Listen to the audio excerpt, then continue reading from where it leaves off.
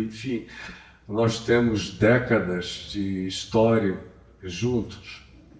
Mas quando eu estava no processo de angústia, de oração, em relação ao que Deus queria daquela segunda fase da minha vida, eu tinha vivido uma primeira fase muito profícua, dos 18 anos até os 45, eu vivi um século de ministério, pregando no mundo inteiro, em países os mais variados, para milhões de pessoas, e nesse país todo parecia que eu estava numa campanha presidencial.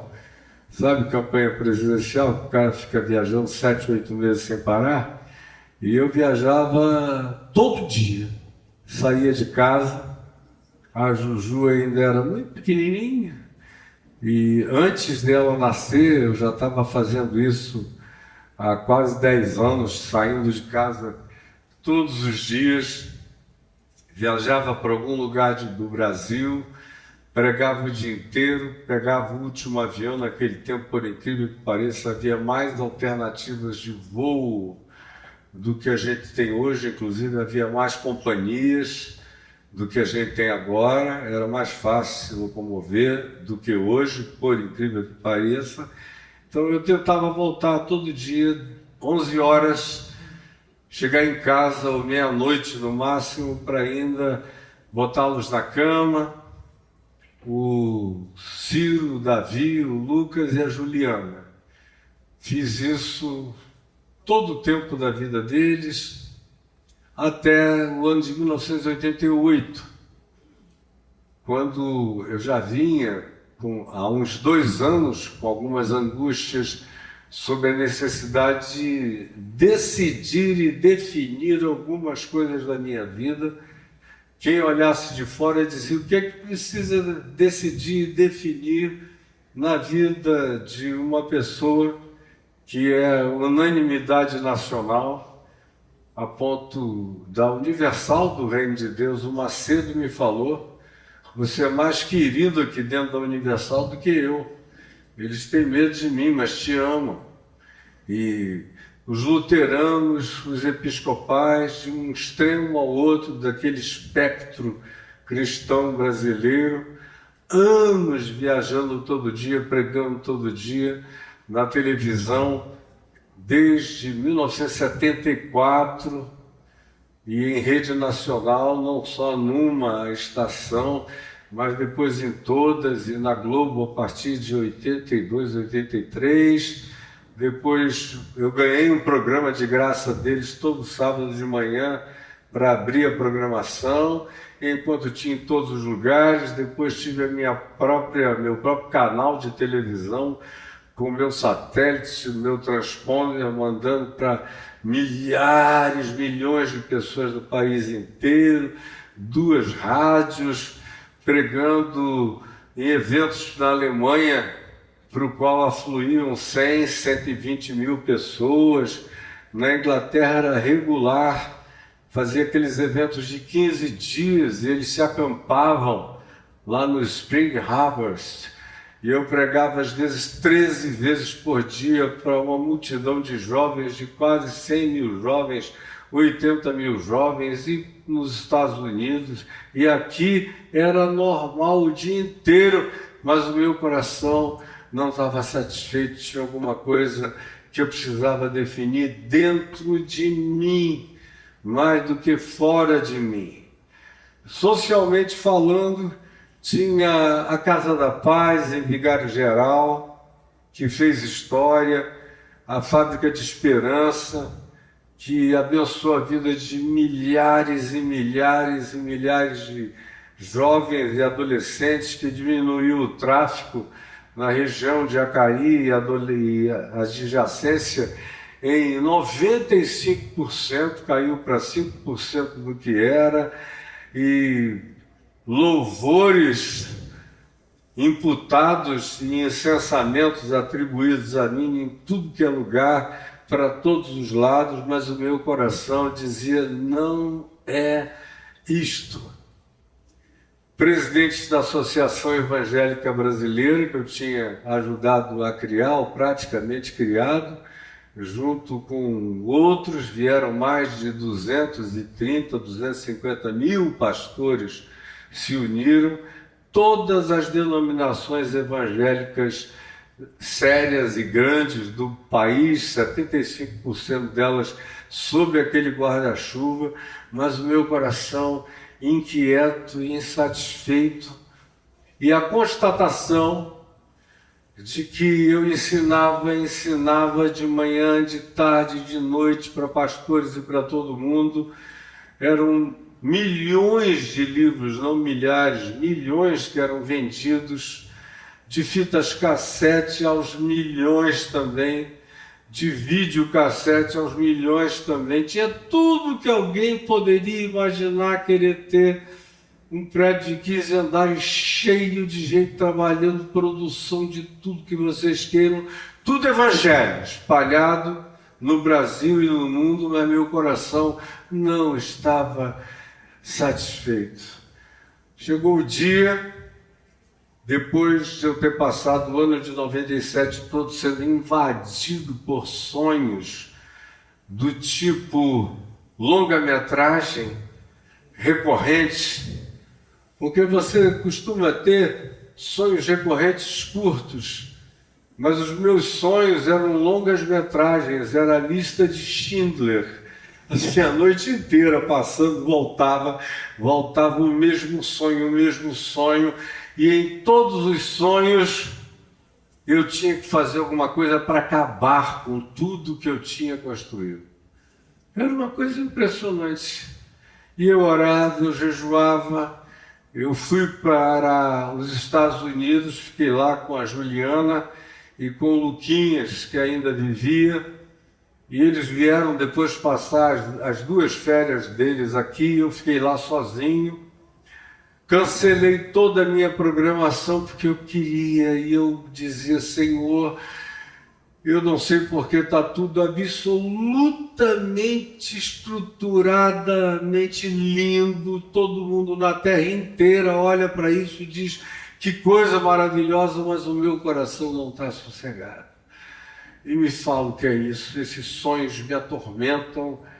E tinha um dos sonhos, esse não era um longa-metragem, esse era um curta, mas era um curta que rodava assim cerca de 15 vezes na noite.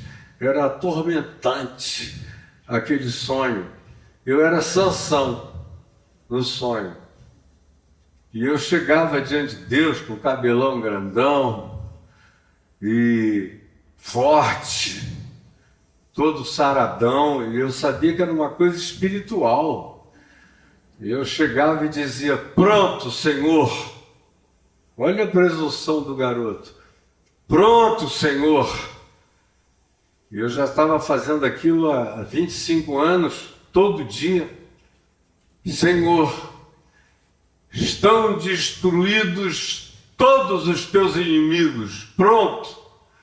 Aí vinha aquela voz poderosa que me dizia, não, falta um, o pior de todos. Aí eu acordava.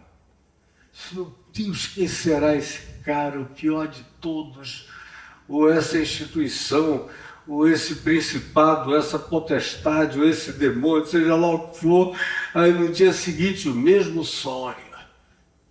Aí eu entrava e dizia, Senhor, mesma coisa, estão destruídos todos os teus inimigos. E vinha aquela voz poderosa, soberana, e dizia, não, falta um, o pior de todos. E eu acordava lá em Boca Raton, preocupado, aflito, me ajoelhava, orava, me angustiava, o que será que está acontecendo? Era o ano de 97, e aquilo foi crescendo, até que chega um dia, o mesmo sonho, era uma perturbação o ano inteiro sonhando com aquele e vários outros sonhos recorrentes, mas aquele era o mais curto e um dos mais incisivos e perturbadores. Quando ele se repetiu naquela noite, eu falei, pronto, Senhor, a mesma coisa do sonho. Falta um, o pior de todos. E geralmente eu acordava nesse momento. Nesse dia, no sonho, eu não acordei. E eu falei, deu tempo de eu perguntar, quem é, Senhor? Porque eu vou destruir em teu nome. Era um Sansãozão. Aí eu ouvi aquela voz dizendo, és tu, Caio Fábio, o pior de todos que tem que morrer. Aí você imagina como é que eu fiquei, me acordei. Meu Deus, eu sou o pior de todos. Sonhei mais umas 2 vezes aquele sonho com essa conclusão, és tu. E eu comecei a perguntar, o que é que eu faço? Qualquer coisa que eu faça vai ser um desastre. Eu cheguei honestamente a pensar, enquanto minha familhinha estivesse toda estruturada, organizada, feliz, todo mundo vivendo, eu cheguei a pensar em ir embora.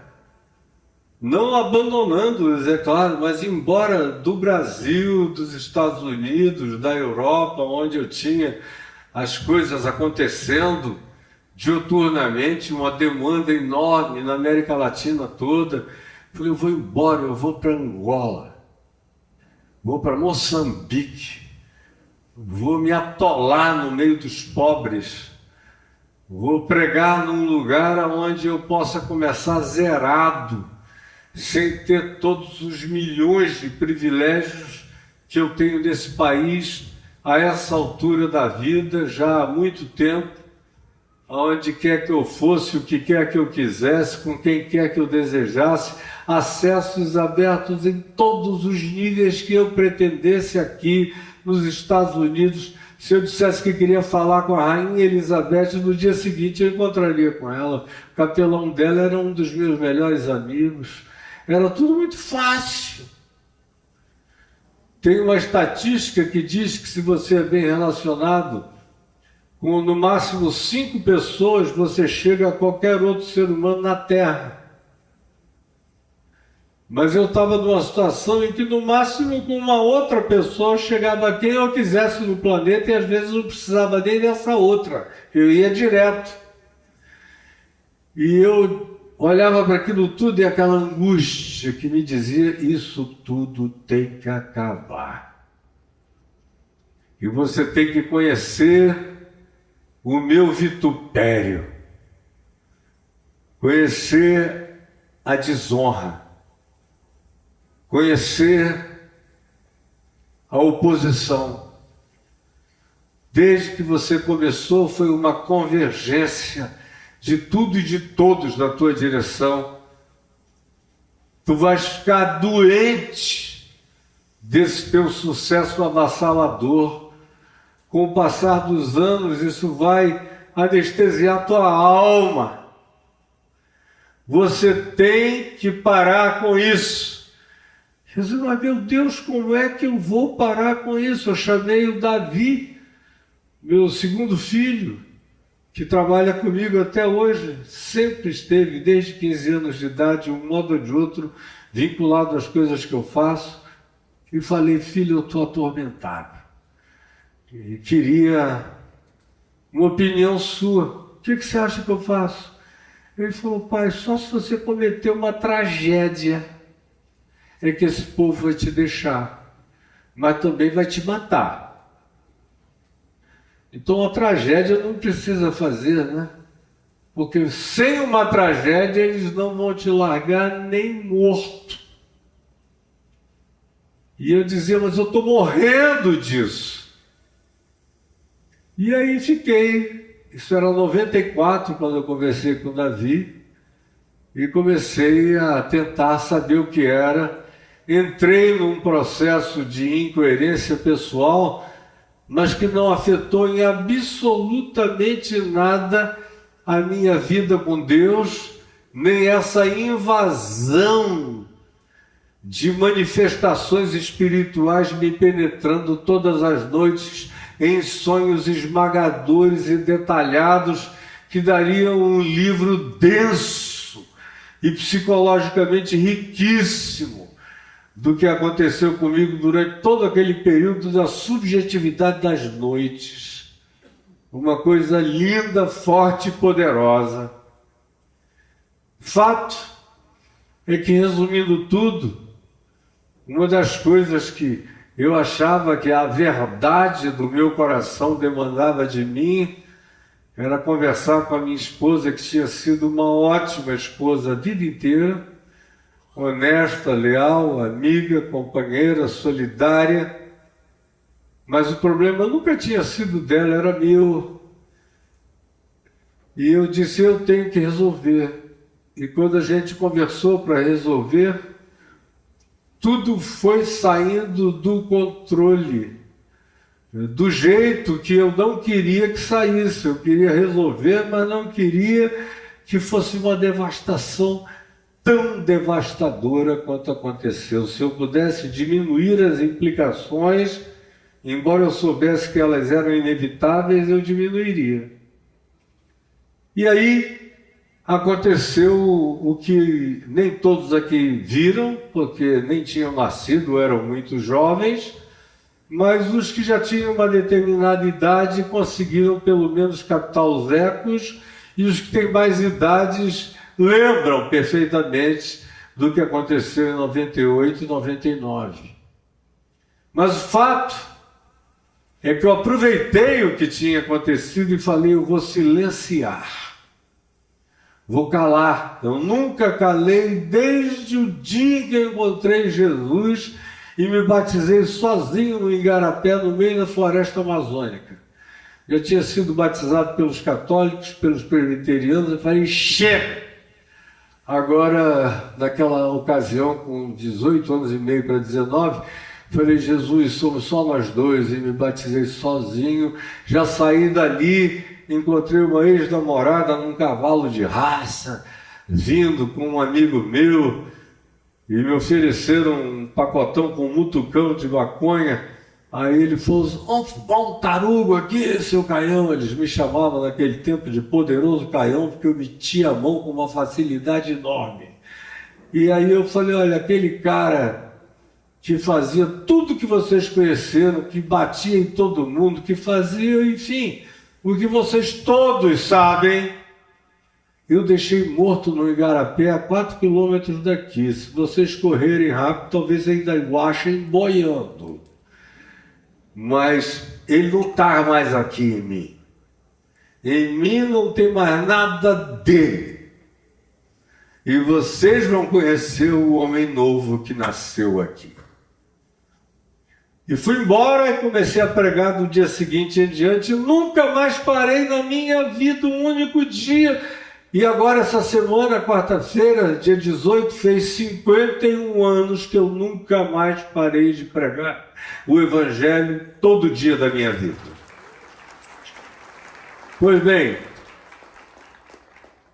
aí, 28 de abril de 98, as coisas começam a se desmoronar. Aí eu vou vendo o início dos rodamuinhos e das gargalhadas satânicas de todos os lados. Eu podia ouvir os ecos celebrativos do inferno a respeito do que me estava acontecendo. E eu não tive coragem de falar com meu pai, nem com a minha mãe, nem com ninguém. Eu só falei com Deus e fiquei quieto. E o mundo inteiro caindo em cima de mim, instâncias políticas, instâncias religiosas, institucionais, e tinha uma convicção dentro de mim que a Adriana lembra muito bem, depois que eu vim a conhecê-la 2 anos depois, que era a que eu não queria ficar vinculado a nenhuma instituição religiosa no planeta Terra. E me desliguei de todas, das ruins e das boas, das que tinham contribuído positivamente comigo demais e das que só tinham me dado trabalho, eu me desliguei de todas, e a primeira que eu deixei foi a Associação Evangélica Brasileira, da qual eu era presidente, e onde eu vi que a grande quantidade, a maioria dos pastores evangélicos do Brasil faziam o que era mal, não porque não soubessem, mas simplesmente porque não queriam fazer o que era bom. No início eu ainda sofria da ilusão de pensar que eles eram tão ruins do jeito que eram por causa da falta de conhecimento, era ignorância. Meu povo padece por falta de conhecimento. E eu dizia, eu vou tentar ajudá-los a entender. Até que eles começaram a chegar para mim e dizer, Caio, tudo que você fala e ensina está certo.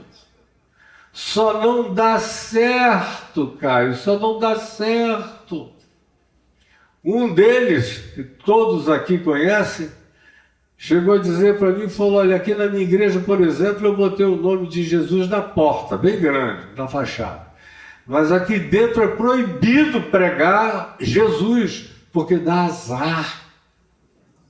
O povo fica querendo ser generoso, misericordioso, bondoso, solidário, socorrista dos pobres. Dá azar. Eu quero é que a grana toda venha para cá. E se eu começar a pregar Jesus, a grana vai para o povo. Eu quero é que venha do povo para mim. E como ele, eu ouvi a mesma coisa de dezenas de outros dos que vocês mais conhecem até o dia de hoje. E eu disse, não, eu não fico aqui mais de jeito nenhum. E fui me desconectando de tudo e todos. E queria ficar só. E queria fazer silêncio. E eu fiz silêncio. A última pregação minha foi aqui em Brasília, no ginásio Nelson Ned, fechando aquele período que tinha começado no início dos anos 70. Nilson Nelson, qual foi o nome que eu falei? Nelson Ned? Nelson Ned só tinha cantado comigo umas 2 vezes em evento. Eu e ele fizemos alguns eventos juntos. Nilson Nelson, aqui na frente. E era o Supremo Concílio da Igreja Presbiteriana do Brasil, que estava sendo concluído aqui no Nilson Nelson em julho de 98. E eu falei para o meu amigo Guilhermino que eu não queria vir, porque eu e minha mulher já tínhamos decidido nos divorciar, e eu achava que não era honesto com as pessoas que ainda não sabiam de nada disso, e que eu fosse lá pregar como se nada estivesse acontecendo, porque estava. E ele disse, olha, faz isso só por mim, só dessa vez. Vai e prega, por favor. Aí eu vim e preguei uma mensagem que eu nunca mais vou esquecer, a mensagem que eu preguei aqui no Nilson Nelson, como até hoje eu nunca esqueci de nenhuma das milhões de mensagens que eu preguei nesses 51 anos.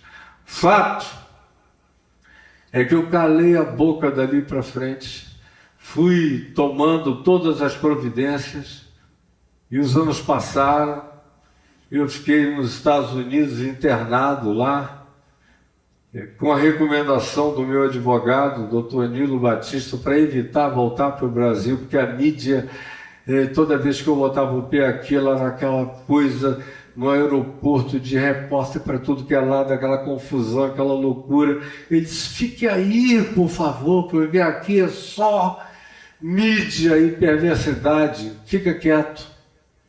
E eu fiquei lá.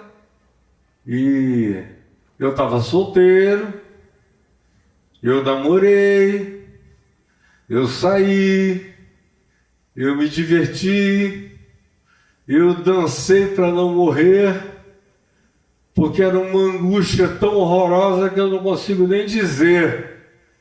E para reagir a ela, eu fazia tudo o que eu podia para tentar não lembrar o que tinha acontecido, aquele castelo poderoso de cristal transparente que Deus tinha me dado a graça de construir, com tudo limpo, bonito, santo, dedicado a Ele, com toda a sinceridade, e que agora estava se desmontando todo por causa de mim. E aí, eu entrei num estado devagar, de me angustiando, e comecei a sonhar com a Adriana. Cadê ela? Aonde? Tá ali ela. Comecei a sonhar com ela, só que eu não sabia que era com ela que eu estava sonhando, eu não a conhecia. Ela me conhecia desde 18, 19 anos, porque eu era uma figura pública. Mas eu não tinha como conhecê-la. Comecei a sonhar com ela durante 9 meses. Eu tive 3 sonhos, o mesmo sonho. Naqueles 9 meses ela vinha flutuante, eu angustiado. E a pessoa que estava comigo naquela altura do campeonato, me perturbando muito, me angustiando, me oprimindo, me afligindo ao extremo, como de fato estava. E ela entrou flutuante, nem pisava no chão, com uma roupa meio transparente, o cabelo esvoaçante, parecia uma deusa grega. Veio a 3 centímetros do chão, deu a mão para mim no casarão do meu avô e da minha avó lá em Manaus, falou: vem comigo porque eu fui enviada para te dar descanso. Aí eu peguei na mão dela e a outra pessoa não largou da minha. Ela não deu a mínima para outra pessoa, não criou problema, não perguntou quem era, nem disse tem que ficar, tem que largar, tem que abandonar, nada. Ela simplesmente disse: vem comigo. E eu fui com ela. Lá pelas tantas eu senti que a mão da outra pessoa, à medida em que a gente descia a escada espiral de 5 andares, lá do antigo casarão do meu avô, que tinha sido um hospital inglês, no centro de Manaus, à medida em que eu descia aquela escada, eu fui sentindo que a minha mão foi ficando livre, e ela me levou para um dos quartos reais da casa, me mostrou aquele quarto com o pé direito, alto como esse aqui, casa antiga, inglesa, janelões, cortinados, e uma cama king size, cheia de livros, alguns na cama, e ela apontou para aquela cama e disse: é aqui que eu vou te dar descanso. Aí eu acordei. 3 vezes o mesmo sonho, com algumas minúcias a mais, e eu acordava. Aí um dia, no dia 6 de junho do ano 2000, eu fui lançar o meu livro Nefilim, que eu tinha escrito para não morrer de angústia.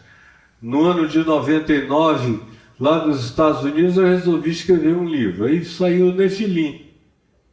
E aí a Adriana foi assistir o livro, foi quando eu a conheci. E ela me falou coisas, pegou na minha mão, a gente tem uma fita gravada dos primeiros 3 minutos do nosso encontro. Ela pegando na minha mão e falando um monte de coisas assertivas em meu favor, e isso e aquilo, e você, Deus só está começando a te usar, e esse aqui nem falou que vocês não têm a menor ideia de como essa mulher é quando ela está cheia daquela determinação enfrentadora. E eu olhei, me apaixonei, eu não sabia que era a mulher do sonho. Eu dizia: eu conheço essa mulher desde a eternidade, mas que negócio é esse? Que eu não posso pontuá-la em lugar nenhum, mas ela faz parte da minha memória. E aí o resto é history. Aí foi dia 6, dia 12, dia dos namorados, a gente foi almoçar sem nem lembrar que era dia dos namorados. Aí dia 16 começamos a namorar e eu tive que interromper o namoro porque eu tinha que ir pegar a Juju na escola por volta das 6:30 da tarde. senão já teria sido o dia do nosso casamento. Aí no dia 18 eu casei com ela. E logo, uns 15 dias depois, ou 20, ela estava morando comigo lá em casa. Falei, não, a gente é velho demais para ficar fazendo de conta que a gente pode perder tempo. Eu não tenho mais tempo a perder. Fui lá na igreja que ela pastoreava, dei o telefone da minha casa, falei, olha, daqui para frente a pastora de vocês é minha mulher. Eu já tenho os documentos liberados, mas assim que ela liberar os dela, já estava separada há mais de 10 anos, mas não tinha a documentação formal. Nós vamos casar e vocês vão ser convidados. Agora, enquanto isso, quem quiser falar com ela, ligue para cá, para o número da minha casa, que é onde ela mora, de hoje em diante. E aí, imaginem, naquele tempo, ano 2000, tem 24 anos, de lá para cá já passaram 240 do ponto de vista das dinâmicas comportamentais da sociedade humana, brasileira e mundial. Mas foi um choque.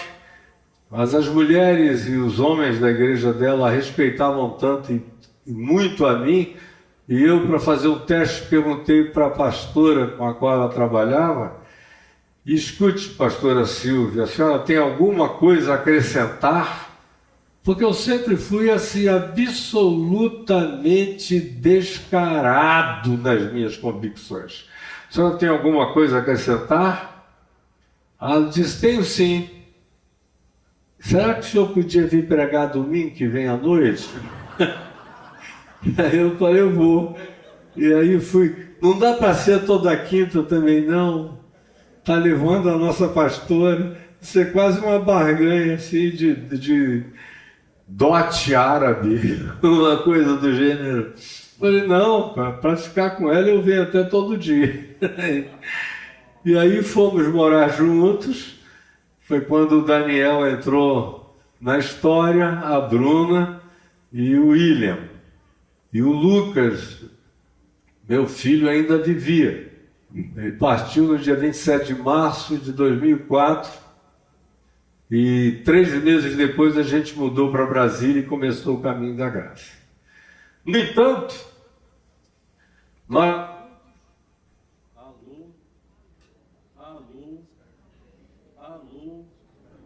Alô, aleluia. Alô, nós dois juntos, aleluia. Na cama, que era o lugar onde a gente vivia. Aliás, 1 mês depois de estarmos juntos, na praia, eu não sabia de onde que eu conhecia a Adriana tão intimamente. Aí eu falei, escuta, eu queria te fazer uma pergunta. Se você tivesse que me oferecer um cenário, um único cenário para a gente passar o resto da vida até morrer e partir para a eternidade, que cenário seria esse único cenário? Aí ela disse, seria um quarto grande, com o pé direito alto, com as janelas com cortinado, e uma cama bem grandona, cheia de livros no quarto, e a porta aberta para os nossos 7 filhos poderem entrar e sair sem nenhum desconforto, todos eles. Eu me lembrei do sonho. Levei um susto, quase morro do coração. Digo, meu Deus, era ela o tempo todo aqui comigo. E aí, num daqueles dias, eu tinha parado de pregar, e ela disse, quando é que você vai voltar a pregar? Eu falei, não, eu não vou voltar a pregar, eu vou escrever, mas eu estou querendo dar um descanso desse encontro público para lá e para cá, e multidões, eu não sei o que e tal. Pois bem, ela falou, me deu uma banana, assim, ó, daquele jeito ali. Ela falou, aqui que você não prega mais, só está começando. Eu falei, que mulher. O que tem de linda quando ela quer, ela tem de grotesca. Que você não prega mais? Você vai pregar muito ainda.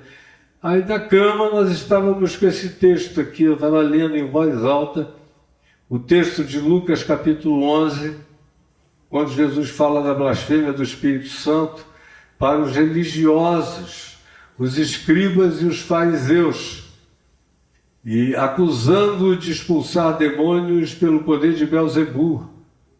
Eu fui lendo, e falando, chega naquela hora em que ele diz que o valente bem armado toma conta dos lugares que ele possui, até que chegue um mais valente do que ele, e o amarra, e o despoja, e o expulsa, e toma conta daquele lugar, e o lugar então está definitivamente seguro.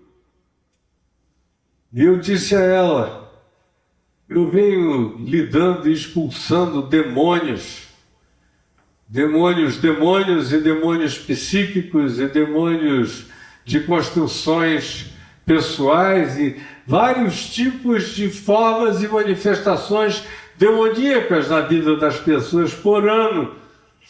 Mas agora, se eu for voltar a pregar, como eu sei que inevitavelmente eu irei, meu pai já estava me ligando toda hora, dizendo, meu filho, tá bom. Você já está em silêncio há 2 anos e meio. Você tem que pregar, você nasceu para pregar, a mensagem te explode. Volta a pregar. E eu dizia, não, pai, ainda não, espera um pouquinho mais. Eu estou ainda dentro de mim organizando algumas coisas, ainda tenho desarranjos interiores que não foram para os seus lugares. Ele estava numa felicidade enorme com a mamãe, porque eu tinha encontrado a Adriana, eles se apaixonaram por ela, mas voltando à cama, ela falou, e quando você voltar a pregar? Eu falei, os demônios que eu vou expulsar e enfrentar, mais do que todos, são esses aqui. Essa casta que é a pior de todas as castas universais, dos escribas, dos fariseus, dos religiosos, desses que por ódio, ciúme, inveja, detratação perversa, quando vem a graça de Deus na tua vida, contra a vontade deles, porque eles gostariam que Deus te abandonasse com o ódio com o qual eles haviam me abandonado por se sentirem enciumados como uma amante rejeitada, porque se eu não tivesse rompido os meus vínculos institucionais com toda a igreja evangélica e com todas as instituições mundiais, não tinha acontecido nada. Mas você não se divorciou, o problema não foi ter me divorciado da minha mulher. Eu descobri logo que o problema foi ter me divorciado deles. Aí o ódio era insuportável, eu virei inimigo de todos eles a uma, queriam acabar comigo. Hoje eu estava contando para o Kleber as fogueiras de livros meus que eles mandaram fazer em todas as livrarias evangélicas do Brasil, queimando aqueles livros que vendiam aos milhões, fitas de vídeo, de áudio. Vamos queimar tudo, não pode deixar nem raiz, nem ramo, nem memória da passagem desse cara entre nós. O negócio foi infinitamente mais sério do que vocês jamais imaginaram. O fato é que eu disse isso para ela, quando a gente voltar, mas eu vou dar, eu sei dar. E eu vou atropelar essa moçada. Desconjuntar. E vai ser para esse público aonde estão os piores demônios. É aí que eles habitam, nesse covil de Satanás, enganando milhões de pessoas, blasfemando contra o nome de Cristo todo dia, em nome de Jesus contra Jesus. Aí quando eu acabei de falar isso, ela lembra perfeitamente bem, viu, Aneudoxia? Deixa ela só terminar aqui de ouvir.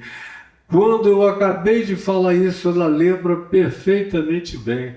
Tinha uma lâmpada do lado de cá, uma outra lâmpada do lado de lá, e eu falei, é para esses demônios que nós vamos nos remeter contra. Quando eu acabei de falar isso, as duas lâmpadas estouraram. Pá! Eu não sou nenhuma criança, eu estou lidando com isso há anos, eu senti profundamente que aquilo ali era um esperneamento satânico. Eu falei, oba, se Satanás não está gostando, está ótimo.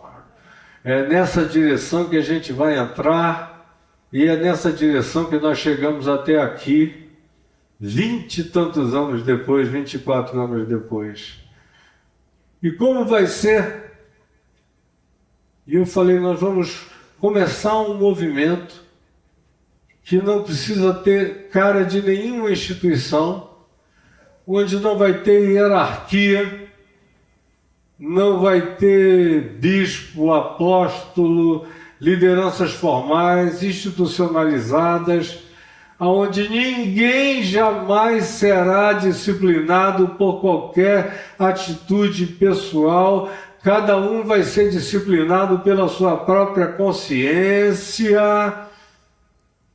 A inclusividade é a mesma com a qual eu preguei a minha vida inteira, vou continuar exatamente convidando tudo e todos, mas vai ser insuportável para a igreja organizada no país inteiro.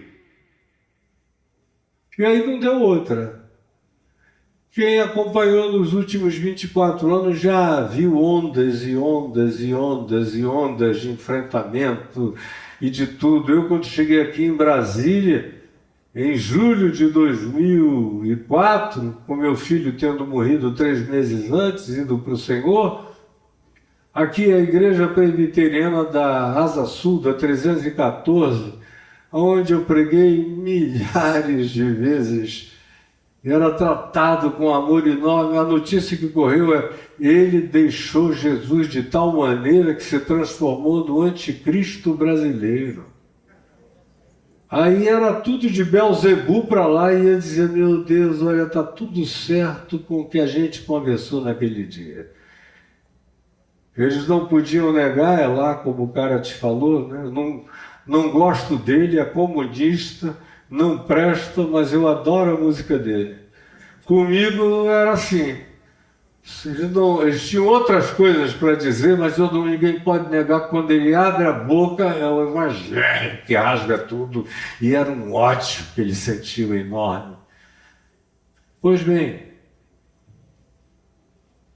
e que seja um lugar leve, onde não tenha nenhum hall de membros,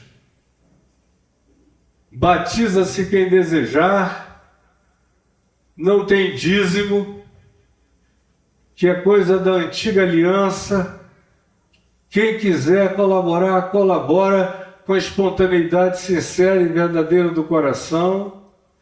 E tem mais uma outra coisa, eu vou sair definitivamente da televisão. A televisão ajuda a criar, no meu caso, não estou falando que é no caso de todos, mas no meu, um incensamento idolátrico, a produção de um tótem inatingível, e eu já conhecia isso por décadas. Falei, eu não quero mais isso de jeito nenhum. A internet estava começando. Aí eu comecei um sitezinho chamado caifá.com, que hoje é o caifá.net, e escrevia de dia e de noite. A Adriana sabe que às vezes eu escrevia 16 horas num dia. Hoje a Regina me perguntou se eu não tenho intenção de publicar livros novos. Falei, olha, eu estou com centenas, talvez milhares de livros novos preparados dentro do conteúdo daquele meu site. É que não é prioridade agora. mas o que eu já produzi, dá para eu morrer não sei quantas vezes e ficar de livro novo para vocês lerem depois da minha partida, até não poderem mais, está tudo lá, é só organizar e está fácil de organizar, mas não é a prioridade agora. Por que eu estou contando isso? Porque nesse outra coisa que eu disse, nós não vamos comprar nenhum lugar. As áreas mais ociosas do planeta Terra, de acordo com a ONU, são os templos religiosos que não servem para nada a semana inteira, a não ser para algumas horas de culto, seja qual seja a religião. Nós não vamos gastar dinheiro com isso. A gente vai alugar, quem quiser ir atrás vai. Só que em Brasília nós chegamos...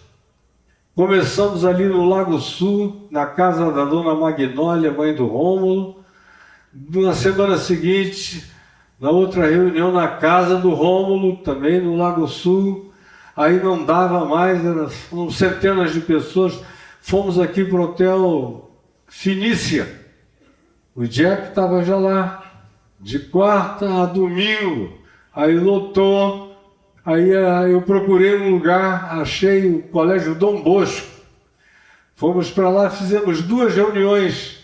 Aí o padre me chamou e falou, você não vai poder continuar aqui, porque foram só 2 reuniõezinhas e o pessoal já está procurando saber se aqui é onde funciona a igreja do Caio. Então daqui a pouco minha escola está descaracterizada, eu não vou querer você aqui. Aí me falaram do La Salle, eu fui lá.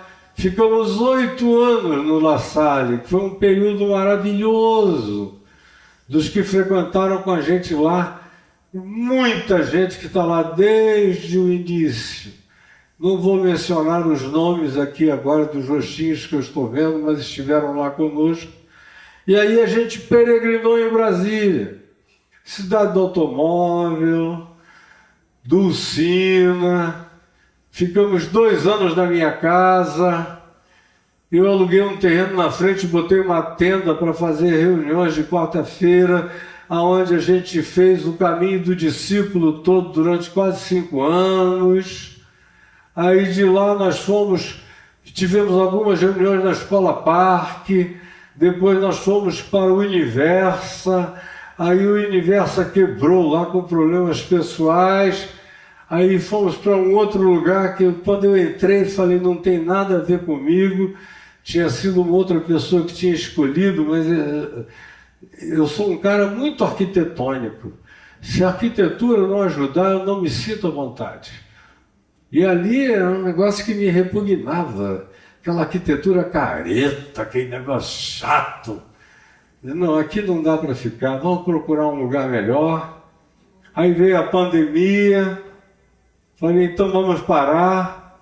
Aí, quando terminou a pandemia, a pessoa que trabalhava comigo então, o Chico, já estava comigo há muito tempo com a Martinha.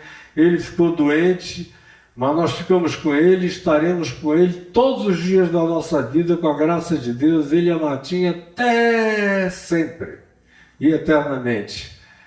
Mas a pessoa que estava trabalhando comigo quis começar um projeto paralelo. Falei, então vá, Deus te abençoe a todos, que comigo não tem problema nenhum, podem ir. Isso tudo por causa da política. Em 2022, que todo mundo diz que não é nada, mas é uma idolatria doida de muita gente pelo que aconteceu aqui de um certo lado da história. E eu falei, deixa, quem quiser ir, vai, eu vou ficar quieto.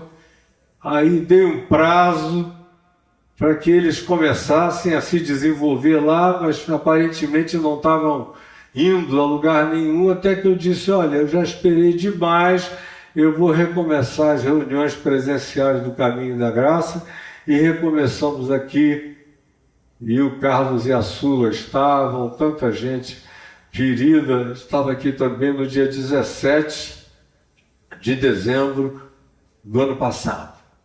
Nesse lugar que também caiu do céu para a gente, quando eu entrei aqui com o Dilson e o Jack, e o Júnior Cipa, eu olhei para o lugar, já voltei para casa e falei para a Adriana, é lá que a gente vai ficar, me sentir à vontade. Vamos para lá. Estamos aqui. E hoje nós estamos fazendo 20 anos desse processo aqui em Brasília, de onde vários outros grupos saíram sem que eu tivesse proposto nada. Caleb está aqui, ele é mentor do Caminho da Graça, tanto em Rio Verde quanto em Goiânia, hoje também. E tem Caminhos da Graça espalhados aí pelo Brasil afora. Eu estou acabando de vir da Turquia, parei com a Adriana em Portugal, só para encher meu coração de alegria de ver aqueles irmãozinhos brasileiros e portugueses juntos, maravilhosos. A mesma coisa em outros países da Europa, encontrando angolanos no aeroporto, nos aeroportos da Turquia, aonde tinha um grupo de angolanos. Daqui a pouco eu já via o angolano vindo assim, 3, 4, 5, reverendo. Podemos fazer uma selfie com vós outros? Claro, meu irmão, assistimos todos os dias, quando virais a Angola, quando virais a Moçambique. Digo, eu vou logo, logo, em janeiro do ano que vem eu vou estar lá com vocês. Pode esperar que a gente vai. E em Portugal a mesma coisa. E a quantidade enorme de portugueses que nunca puseram o pé dentro de uma igreja, mas me assistem todo dia, dizendo é porque não é religião, não é religião. É uma coisa que me perguntam, eu não sei nem dizer o que é, mas é lindo de Jesus. Lindo de Jesus. Eu digo, é lindo de Jesus e é isso que vai ser para sempre. Pois bem, aqui faz 20 anos e eu estou feliz da vida porque a gente chegou aqui com todos os nossos princípios intactos e perturbando quem precisava ser perturbado. Enquanto isso, os pais de santo vão ficando amigos meus para todos os lados. Hoje eu e o Kleber estávamos compartilhando a quantidade de pai de santo que nos amam. E o meu número de pai de santos que me amam só cresce. Pai de santo, mãe de santo, todo dia tem um pai de santo falando comigo, meu irmão, não para de pregar no Evangelho, porque nisto eu creio. Estou até recomendando ao pessoal lá do meu grupo para te assistir todo dia. Você não quer vir pregar aqui não? Eu digo, eu vou. E não estou inaugurando uma era, já fiz isso antes, muitas vezes, em todos os grupos. Eu prego até em igreja evangélica, quanto mais em terreiros de candomblé. Pelo amor de Deus.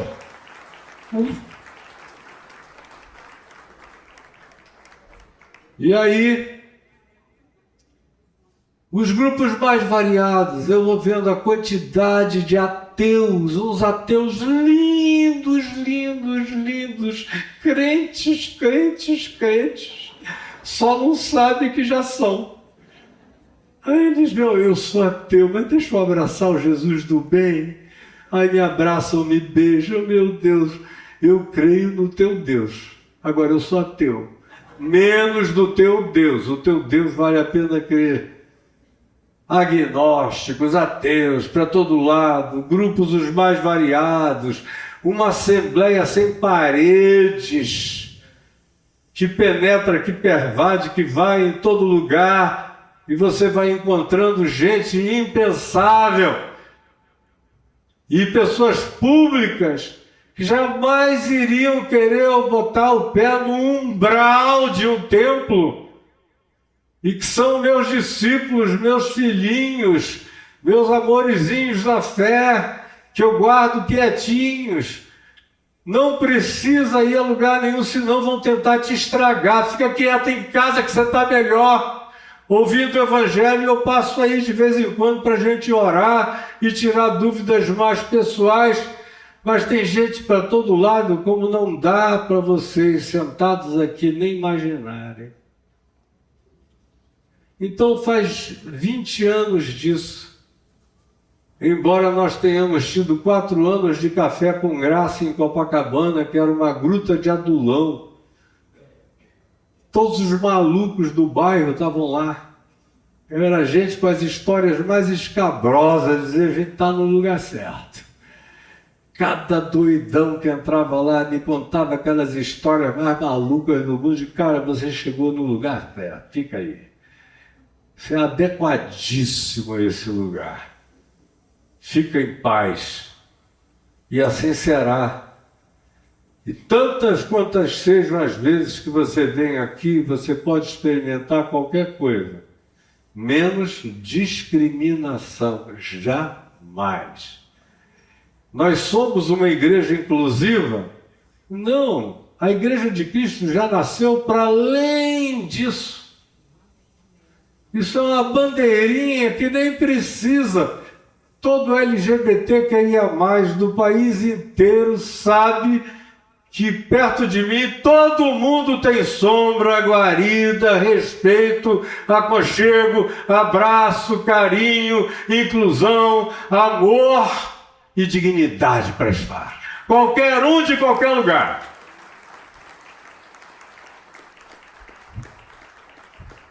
Como eu estava dizendo hoje ao Kleber, há um mês atrás eu estava num podcast aqui em Brasília, quando o telefone tocou e alguém quis falar comigo. Está lembrando de mim, reverendo? Faz muitos anos, talvez o senhor não lembre. Foi em 1990 que o senhor me batizou. Eu falei, você quer que eu diga como? Foi em Bangu 1, numa piscina Tony. Eu batizei você e mais 12 para começar. Eu estou crente até hoje, reverendo. Deixei o Comando Vermelho, deixei isso, deixei aquilo, estou aqui crente em Jesus até hoje. E peraí, aí foi virando o microfone, o call da chamada de vídeo. Aí me aparece o Polegar, que vocês são novinhos, não sabem quem é. Mas no fim dos anos 80, início dos anos 90, ele era um dono do tráfico do Chapéu Mangueira. Foi preso andando de jet ski em Araruama. Eu falei, também puderam, até Polegar. Você vai tirar uma hora da dessa em Araruama, tem que ir para Bangu 1 depois, que foi onde eu o conheci. Aí lá está o Polegar, estou aqui firme do Evangelho, reverendo. Olha esse aqui. Aí eu olhei e falei, Adão! Era o apelido do Adler, de vigário-geral. Sucedeu o Flávio Negrão, a quem eu conhecia muito bem, Robertinho de Lucas, aquela moçada inteira, Gregório Gordo, Escadinha, Japonês, Celcinho da Vila Vintém, os piores bandidos do Brasil, que tem vínculo comigo de respeito e de honra e de admiração e de consideração até o dia de hoje, sem falar nos que se converteram.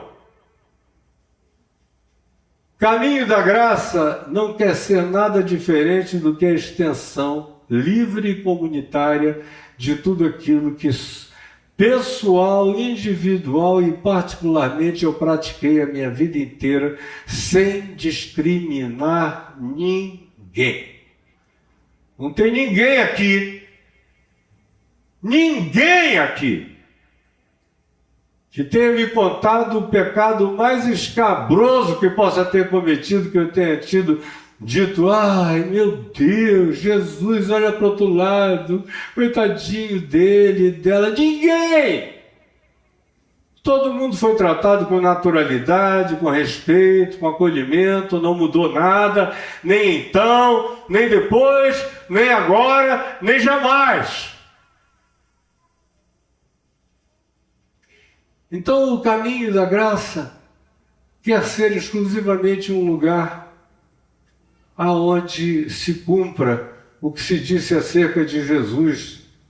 O apóstolo João, sobre ele na cruz, Jesus dizendo, quando eu for levantado da terra, atrairei todos a mim mesmo.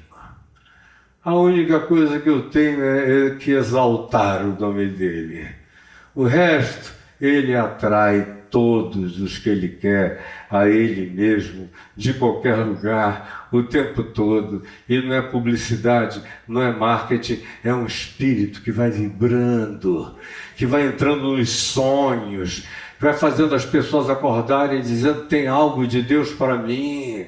Quantos aqui não têm exatamente essa história de uma atração extraordinária que tomou conta do coração deles? Quando eles viram, já estavam todos abertos para o Evangelho, sem ninguém catequizar, fazer força ou tentar fazer também a cabeça de ninguém.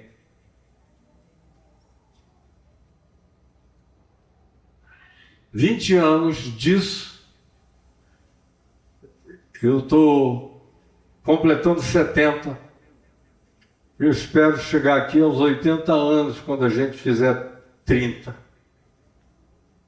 Na ousadia, meu médico cardiologista, porque eu vivi aqueles anos todos anteriores contra mim, entupi as coronárias, as artérias, entupi tudo pregando o Evangelho, comendo tudo que não devia, dormindo nada, 3 horas por dia, sem parar, sem descansar, sobre um estresse enorme.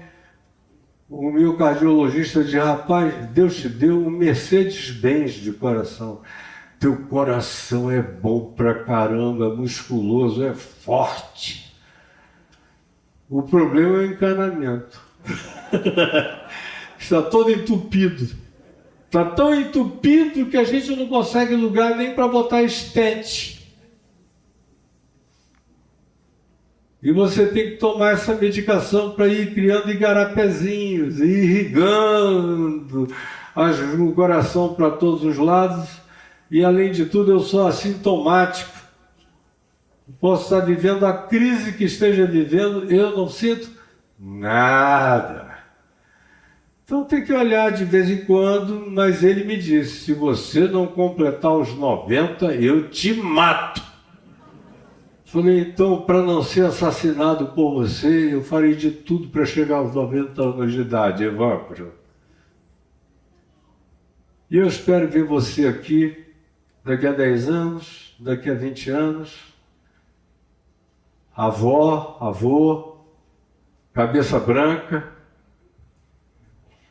Eu estou aqui com a alegria de ver meu neto lindo sentado aqui com a namorada dele, de ver minha netinha, Larinha, toda quietinha ali do lado da mãe dela, do Tiago, meu genro, do Daniel, meu filho, sentado bem aqui. Hoje está faltando a Bruna, que teve um problema insolúvel e não pôde vir, lamentando imensamente. E os outros filhos que moram no Rio, são todos dádivas da misericórdia de Deus na nossa vida.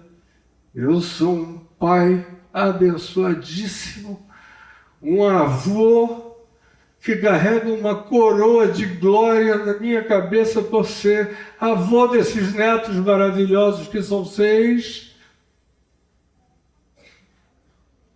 e de pastorear a todos vocês que querem minha ajuda e meu pastoreio, a palavra de graça que sai da parte de Deus da minha boca, embora vocês devam procurar o Dilson,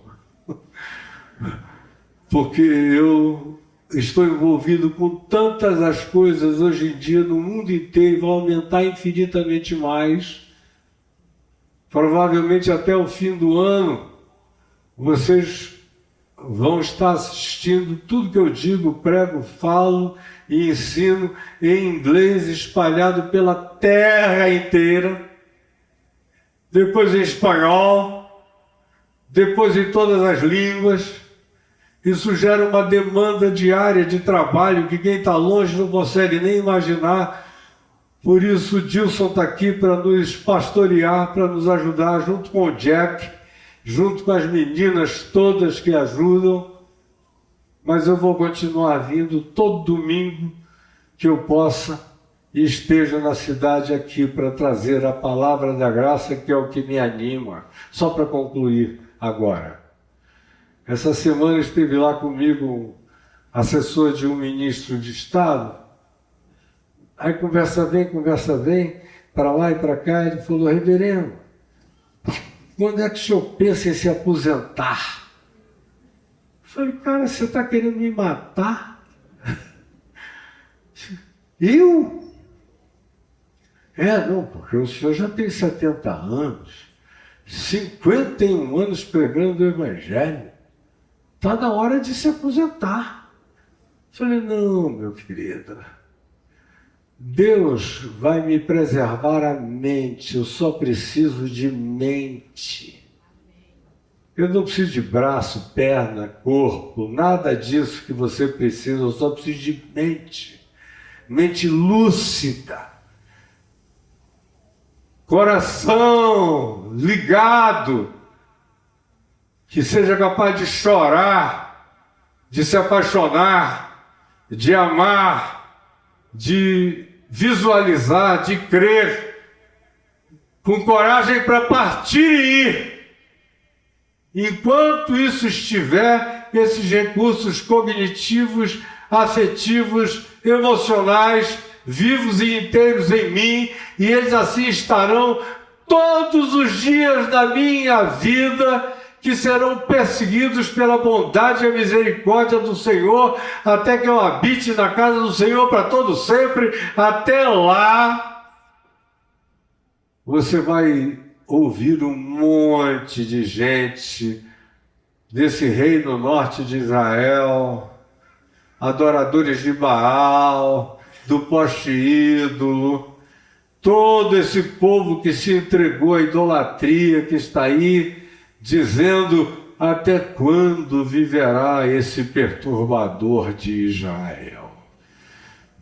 E será uma vida longa, com a graça de Deus, em nome de Jesus.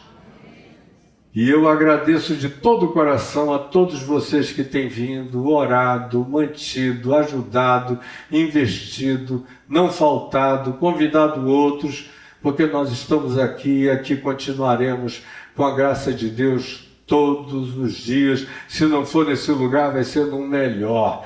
Mas nós continuaremos juntos, e depois que eu partir, continuará sem mim, porque a palavra é viva, é eterna e está no coração de cada um desses amados que comigo tem estado até aqui no coração de vocês.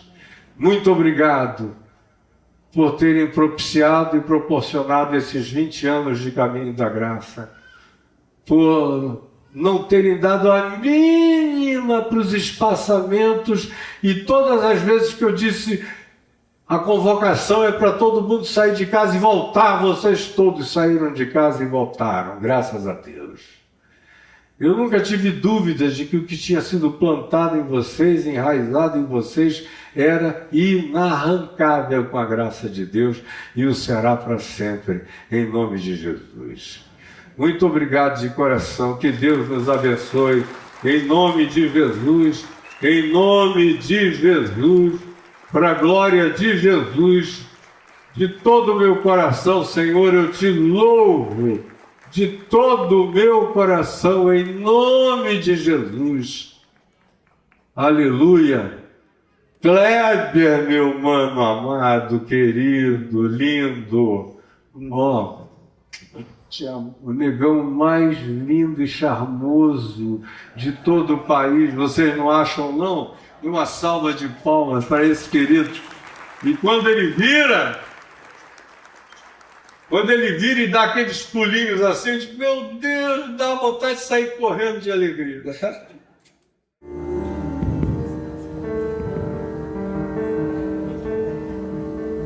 E dessa estrada eu não me desvio nunca mais. Estou firme, não me desvio nunca mais. Dessa estrada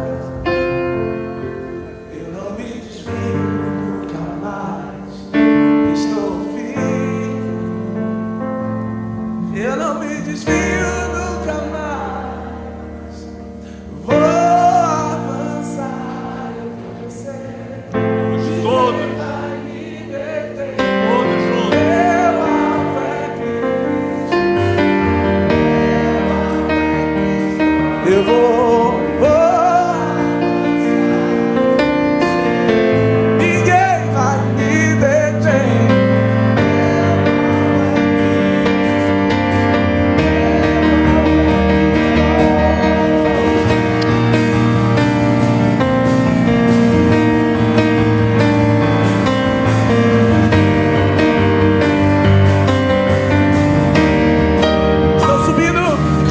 subindo pra um lugar mais alto.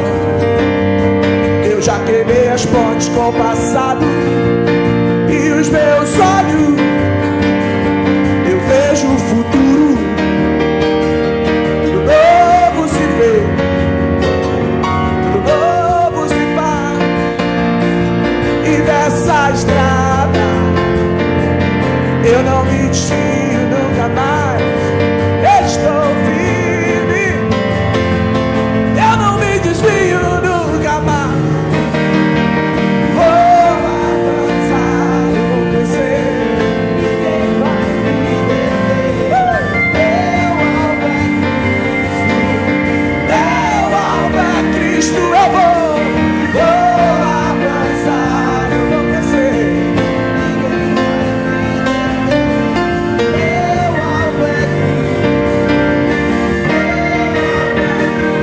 Estou subindo pra um lugar mais alto. Eu já desisti de andar sozinho. Cristo vive em mim e os meus pés estão no caminho. Estão no caminho e dessa estrada, eu não me desvio nunca mais. Estou, canta comigo o caminho, eu não me desvio. Eu vou avançar, eu vou dizer, ninguém vai me deter. Tá vivo? Eu vou avançar, eu vou crescer. Ninguém vai me deter. Meu alvo é Cristo, meu alvo é Cristo. E dessa estrada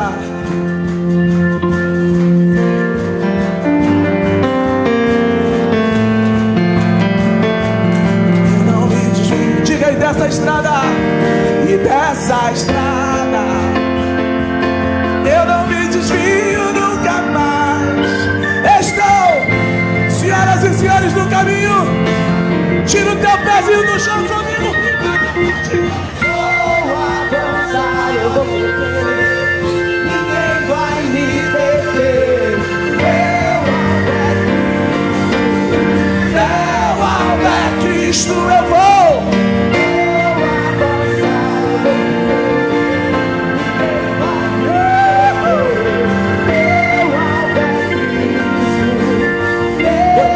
Estrada assim, ó. E dessa estrada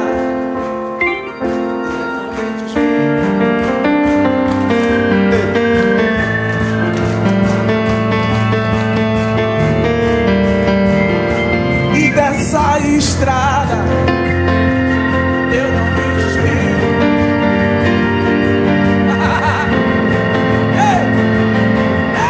Sobe comigo, caminho, eu vou avançar, eu vou correr.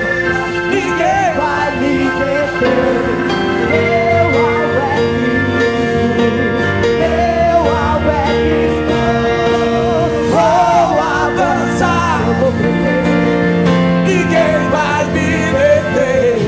Meu alvo é Cristo. Meu alvo é Cristo.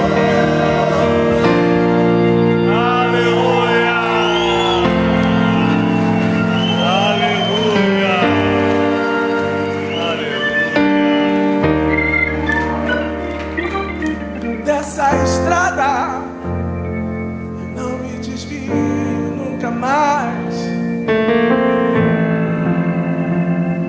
Eu não me desvio nunca mais. Fala. E dessa estrada eu não me desvio nunca mais. Estou firme, eu não me desvio nunca mais.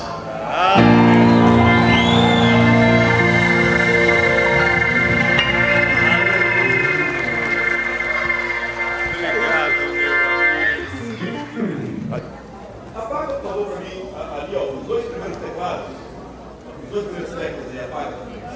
Isso. Então, a pessoa Suíno mandou uma mensagem também.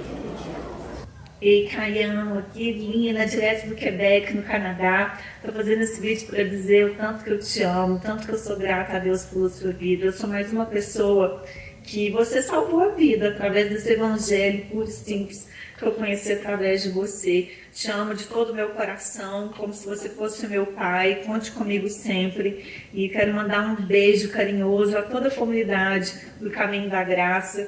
E não vejo a hora de poder te abraçar a Adri, próxima vez que eu for ao Brasil.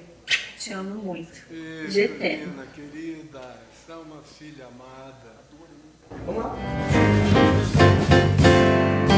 O meu Deus é maior que os meus problemas, e eu não temerei. Com Jesus eu vou além, ainda que a figueira não floresça e não haja frutos da videira. Eu não temerei, não. Sei que para além das nuvens o sol não deixou de brilhar, só porque a terra escureceu.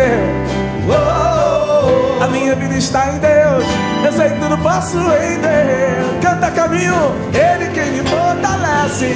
Eu sei seguir com fé, com meu Deus eu vou para a rocha mais alta que eu sei pra onde vou, como águia vou. Nas alturas sou filho de Deus.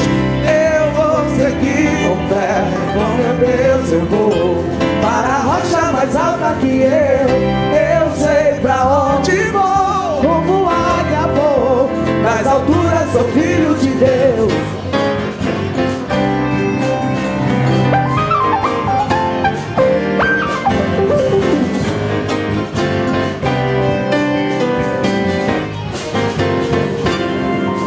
O meu Deus sabe tudo que eu preciso pra sentir a paz dentro do meu coração, ainda que a lua adormeça e não haja o brilho das estrelas. Eu não temerei, sei que para além das nuvens o sol não deixou de brilhar, só porque a terra escureceu, meu povo. A minha vida está em Deus, sei que tudo posso em Deus. Ele que me fortalece. Eu vou seguir com fé, com meu Deus eu vou para a rocha mais alta que eu sei pra onde vou, como águia vou. Nas alturas eu vou seguir com fé, com meu Deus eu vou para a rocha mais alta que eu sei pra onde vou, como águia vou. Nas alturas sou filho de Deus.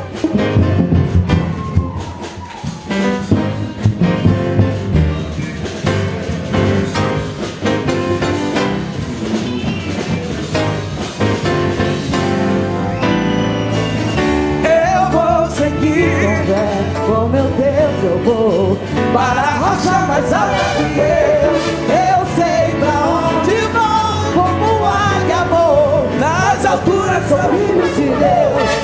Eu vou seguir com fé, com meu Deus eu vou para a rocha mais alta que eu sei pra onde vou, como águia vou. Segura. Nas alturas sou filho de Deus. Deus sabe tudo que eu preciso pra sentir a paz dentro do meu coração, ainda que a lua adormeça e não haja o brilho das estrelas. Eu não temerei, não. Sei que para além das nuvens o sol não deixou de brilhar, só porque a terra escureceu. A minha vida está em Deus, sei que tudo posso. Bem suave aí, ó. Ele que me fortalece.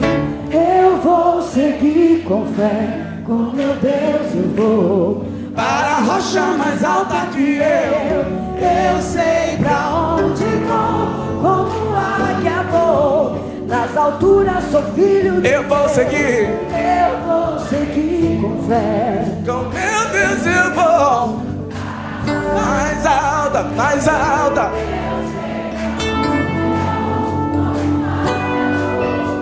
Mais uma vez eu vou seguir pra terminar. Eu vou seguir com fé, com meu Deus eu vou mais alta, mais alta. Eu sei pra onde vou, como águia vou. Nas alturas sou filho. nas alturas sou filho de Deus. Deus abençoe, caminho.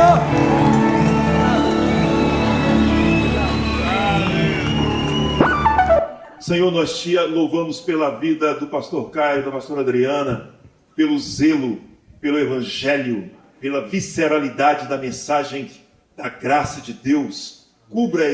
Os cubra com a tua bênção a eles, os seus filhos e a todos os seus. Nós os amamos, nós somos gratos por essas vidas, pelo que elas significam nas nossas vidas. Amém. Pelo pastor Caio, Pai, de uma vida incansável, na pregação da mensagem mais linda que esse planeta já ouviu e vai continuar ouvindo, que é o teu evangelho. Nós o abraçamos agora de verdade, com gratidão a ele e a Adriana, em nome do Senhor Jesus. Amém. Amém. Eu quero agradecer a Deus pela vida do meu querido amigo, meu irmão amado, Kleber. Eu segui, desde que ele era bem novinho, caminhando, vendo, percebendo, assistindo dores, vitórias, enfrentamentos, sucessos, surpresas, choques e graça sempre. Amém. Amém. Todos os dias da vida dele. E continuará assim para sempre. E vocês serão testemunhas de que o amor de Deus na vida dele só irá se dilatar. Amém. Todos os dias mais e mais. Eu te peço que tu o inspires de um modo que ele nunca conheceu antes. E que a ebuliência do Espírito Santo traga todo dia uma poesia nova de louvor, de adoração, de provocação, de levantamento, de soerguimento, de ressurreição para o coração de milhões de pessoas. Em nome de Jesus. Obrigado, meu amigo. Rosângela, dá com a mão assim, por favor. A Rosângela, aquela pessoa linda lá atrás, eu quero agradecer a Deus pela vida dela também. É minha esposa, minha companheira há 27 anos, sem a qual eu não teria feito na vida tudo o que eu já fiz, e sem a qual também não estaria aqui, porque no dia que o Caião falou, você está afim? Eu falei, se a Rô estiver afim, eu estou dentro. Eu te amo, meu amor. Eu te amo.